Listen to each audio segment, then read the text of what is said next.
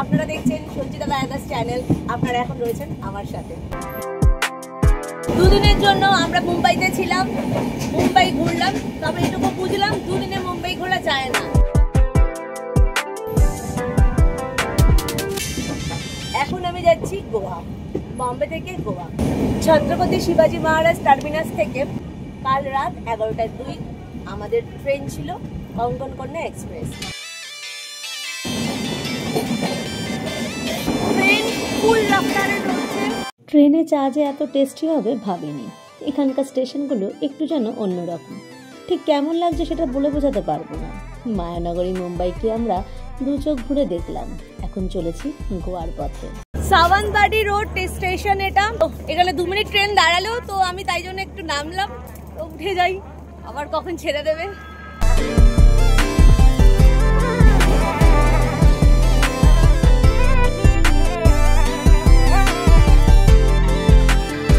এখানে স্টেশনে লেখা রয়েছে দীপাবলি চা শুভেচ্ছা। আমরা তো দীপাবলি কা শুভেচ্ছা বলি।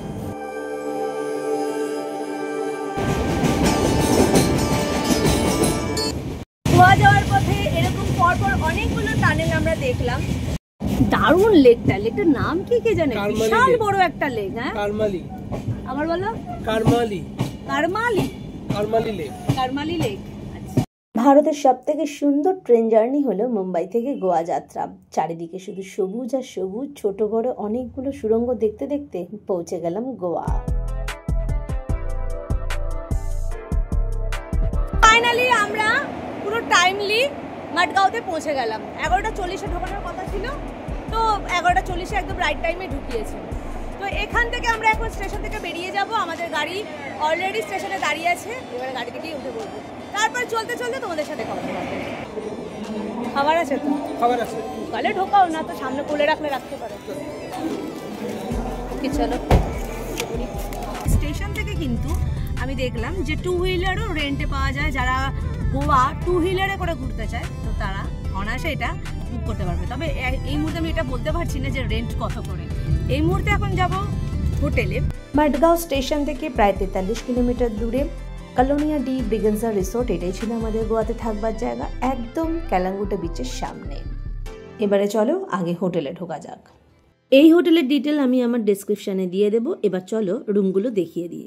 ঢুকেই এদিকে একটা খাট, তারপরে ওই সাইডে চেয়ার, সোফা, আর উল্টো দিকে একটা ব্যালকনি আছে, আর একটা কর্নারে একটি ফ্রিজও রাখা ছিল। একটু এগিয়েই আর একটি বেডরুম রয়েছে, সেখানে যথারীতি খাট, এসি, আলমারি, তারপরে আয়না, আর ওইদিকে ওয়াশরুম রয়েছে, আর তার উল্টো দিকে রয়েছে একটা ব্যালকনি।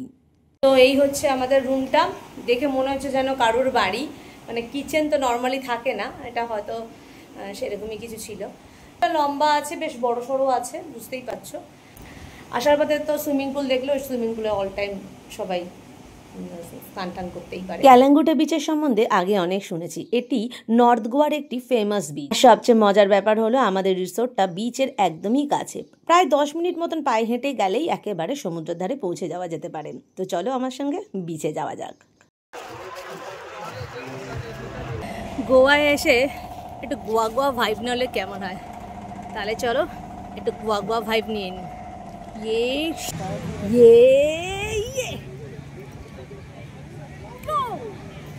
लेट्स गो, समंदर वहाँ है, चलिए।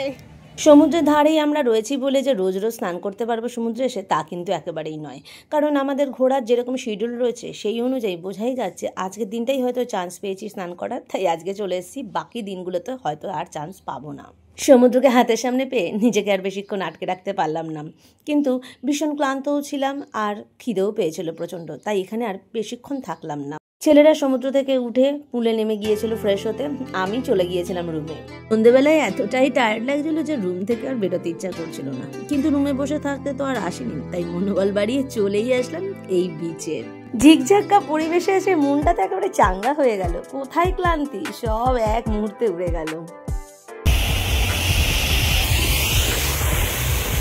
দিওয়ালির নাইটে গোয়ার বিচে। হ্যালো, আমি সঞ্চিতা। এই মুহূর্তে আমি রয়েছি গোয়ায় ক্যালাঙ্গুটা বিচে।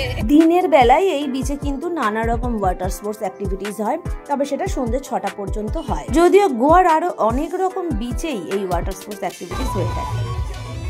দিওয়ালি স্পেশাল গোয়ার ক্যালেঙ্গুটা বিচ। বাজি পুড়ছে চারিদিকে, আর ওদিকে ডিজে, নানা রকম ভাবে সাউন্ড, মিউজিক, ও ফাটাফাটি, একেবারেই যেন একদম ঝিকঝাকটা একটা পরিবেশ।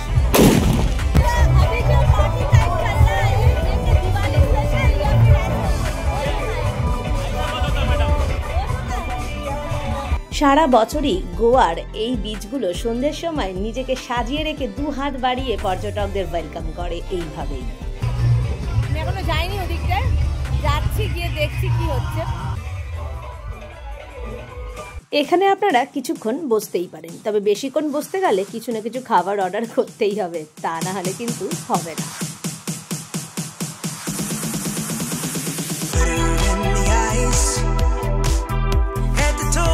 tie-dye. Wonder where this fairy came from. She's from heaven. Heart size of the Amazon. Hand steady, hair long. Holding fire in her hands. She starts to dance. Oh, mystical, magical, beautiful queen of the night.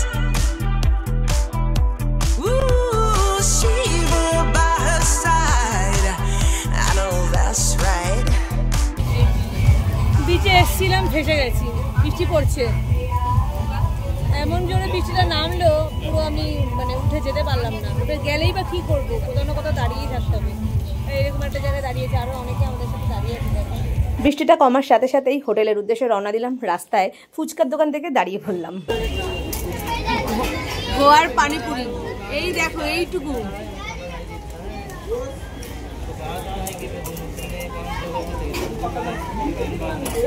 নিজেও মুখে চালান করতে পারছি, কোনো সমস্যা নেই।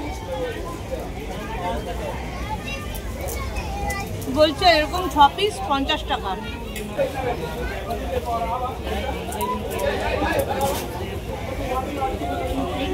আমাদের কোনো মতো টেস্ট না, তবে ট্রাই করা যেতে পারে, ভালোই খেতে, খারাপ না।